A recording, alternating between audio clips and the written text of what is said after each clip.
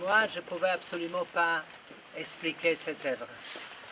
Je commençais cette œuvre avec qu'une idée. Je n'ai jamais pensé de faire quelque chose pour Walter Benjamin. Je n'ai jamais pensé faire quelque chose et cherche un endroit où poser cette chose. Il y a l'artiste qui fait une sculpture et cherche un lieu. Moi, je suis dans le groupe de sculpteurs que les lieux cherchent les sculpteurs. Alors moi, je ne sais pas qu'est-ce que je ferai à un moment que j'ai en demande de faire quelque chose, ou pour quelques idées, ou pour quelque chose d'abstrait. Je viens sur le lieu que m'a donné et je commence à demander le lieu qu'est-ce que je peux faire. Alors normalement, dans chaque lieu existe une mémoire. Et quand vous commencez à travailler, les mémoires, vous trouvez. Qu'est-ce qu'il y a là-bas? Qu'est-ce que c'est ça? Qu'est-ce qu'il demande? Et moi, je viens d'écouter qu'est-ce que les lieux acceptent et qu'est-ce qu'ils n'acceptent pas. Alors ici, comme j'arrivais, je n'ai pas eu un lieu. J'étais libre de choisir le lieu et je ne suis pas habitué de ça. Alors, comme la première chose, je suis allé à l'hôtel où il a suicidé. Et là, je comprends que ce n'est pas possible.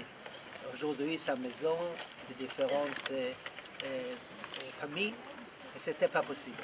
Après, les douanes n'étaient pas possible aussi, parce que je ne sais pas pourquoi, je sentais que ce n'est pas le lien. Le cimetière, je disais, il n'est pas venu ici pour être enterré. Il est venu ici pour passer, pour faire la fuite. C'était son destin. Finalement, je suis arrivé ici et j'ai expliqué dans le film pourquoi j'ai commencé à travailler ici ou pourquoi j'ai fait les choses que j'ai fait.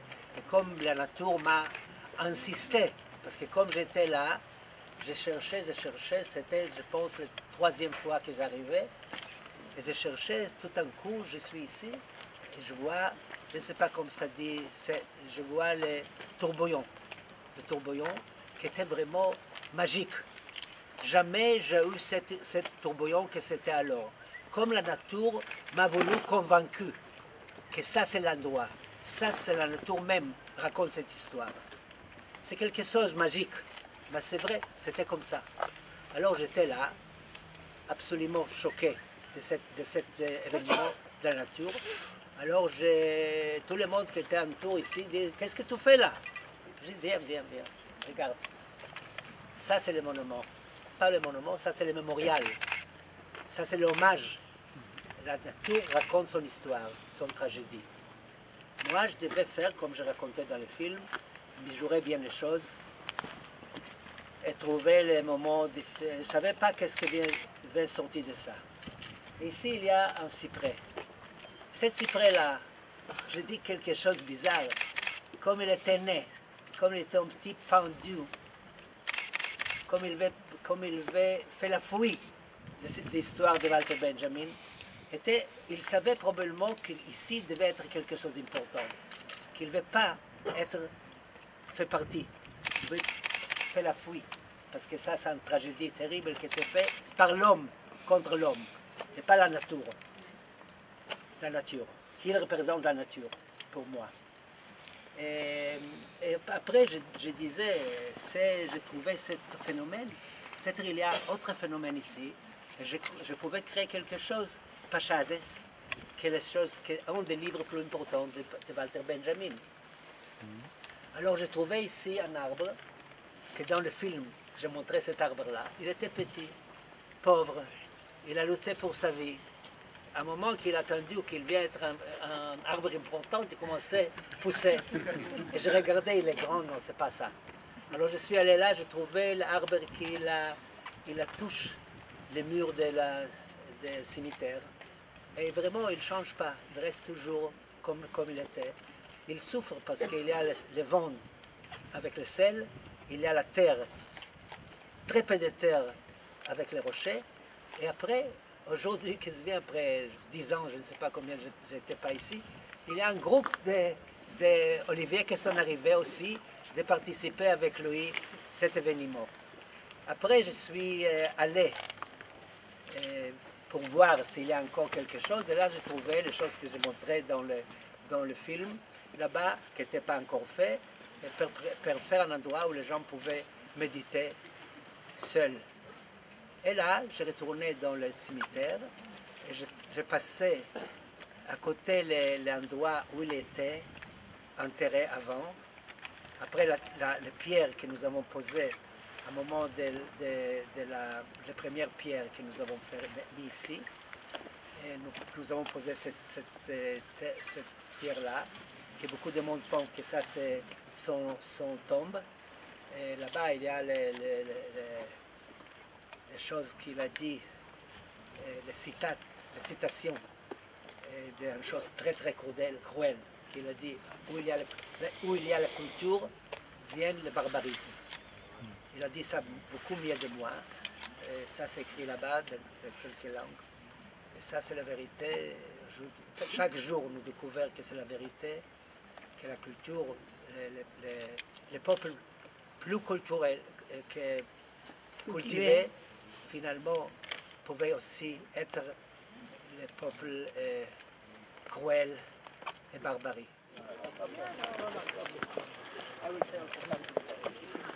Il vient chaque jour ici pour voir les différentes lumières.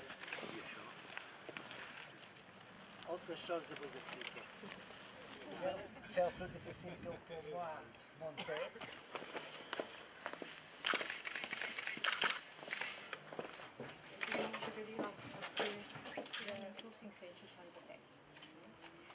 I, de fet, llegit votre livre.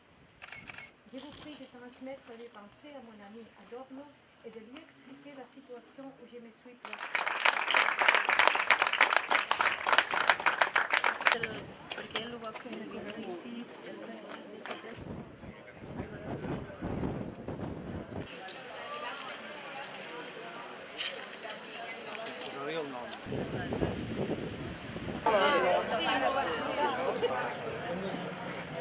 Bé, doncs som a la part final d'aquest acte oficial, d'aquest homenatge doble a Walter Benjamin i Danny Caravan. Aquí parlarà en primer lloc en Joan Pluma, director general de Museus, Arxius, Biblioteques i Patrimoni de la Generalitat de Catalunya. L'Ajuntament de Portbou està promovent que sigui declarat bé cultural d'interès nacional. I això explica per què se'ns ha demanat o per què es va proposar que el Departament de Cultura participés específicament en aquest acte. Crec que absolutament merescut l'homenatge que li fa l'Ajuntament de dedicar-li aquest passeig. Moltíssimes gràcies a tothom.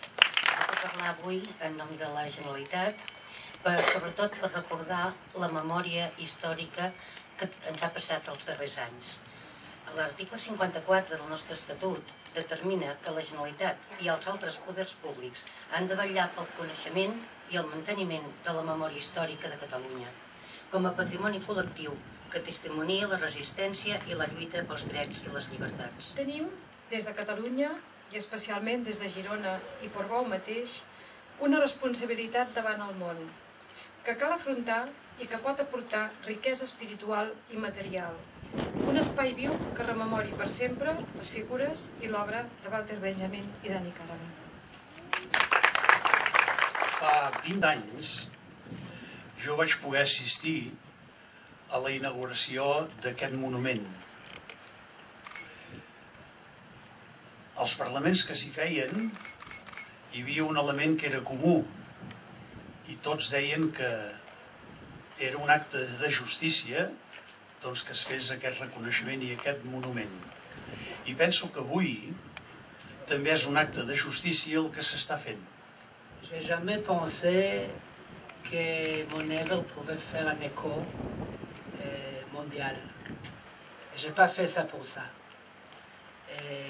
J'ai fait ça pour faire les choses que je croyais que je devais faire. Je n'ai pas pensé si ça pouvait m'apporter le gloria ou pas.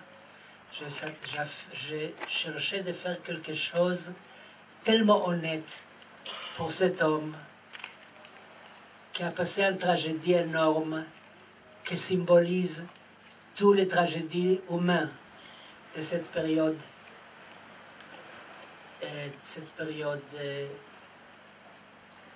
noire. Et c'est m'a porté ici aujourd'hui, 20 ans après.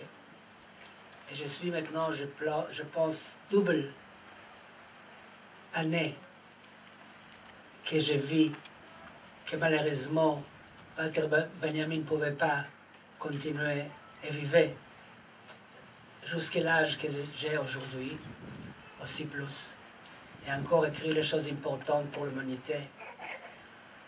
Alors, c'est une grande surprise. Je suis pas... Je pensais jamais que dans ma vie, quelqu'un droit du monde vient appeler un chemin à mon nom. Ça, c'est bizarre pour moi. Mais c'est un grand honneur pour moi, bien sûr. Et je suis un petit peu... je prends aussi les petites choses qu'il y a là-bas avec cet animal-là. Oui. Et je pense ça, c'est ses amis dans les places. Merci. La càmera davant.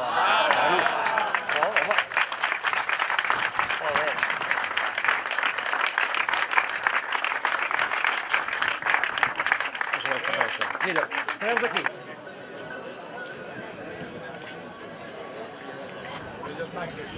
Passei. Passei.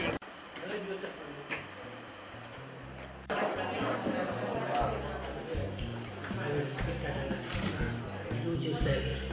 What I wanted to do, I wanted not to raise everything and to do another thing.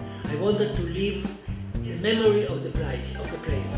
Therefore, they call it the Garden of Memory. It has nothing to do with the war, it has nothing to do with the Nazi regime, only the memory of the site.